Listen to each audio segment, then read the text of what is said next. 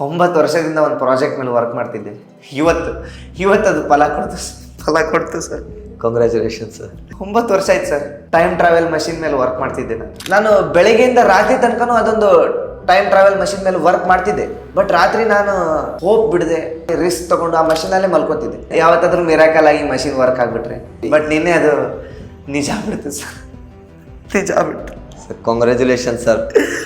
ನಿನ್ನೆ ನಾನೊಂದು 7 ಗಂಟೆ ಅಷ್ಟೊತ್ತಿಗೆ ಟೈಮ್ ಟ್ರಾವೆಲ್ ಮಷಿನ್ ಆನ್ ಮಾಡಿ ಅದರೊಳಗಡೆ ಮಲ್ಕೊಂಡ್ಬಿಟ್ಟಿದ್ದೆ. ಒಂದು 11:30 12 ಗಂಟೆ ಆಗಿರ್ಬೋದು ಸರ್.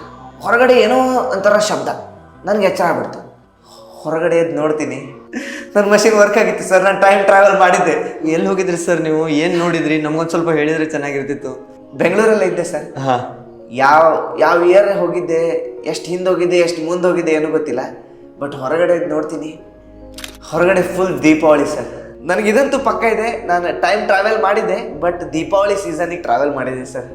ಸರ್ ಸರ್ ನಿನ್ನೆ RCB ಗೆದ್ದಿದ್ದು ಸೆಲೆಬ್ರೇಷನ್ ಸರ್. ಅದು RCB ಗೆದ್ದಿದ್ದು ಸೆಲೆಬ್ರೇಷನ್ ಮಾಡ್ತಾ ಇದ್ರು ಸರ್, ದೀಪಾವಳಿ ಅಲ್ಲ. RCB ಗೆದ್ರೆ ಟೈಮ್ ಟ್ರಾವೆಲ್ ಮಷಿನ್ ವರ್ಕ್ ಆಗಲಿಲ್ಲ. ಇಲ್ಲ ಸರ್. ಟೈಮ್ ಟ್ರಾವೆಲ್ ಮಷೀನಿಗೆ ಪಕ್ಕ ಸರ್ RCB ಗೆದ್ದ ಸರ್. ಬರ್ರಿ ಸರ್.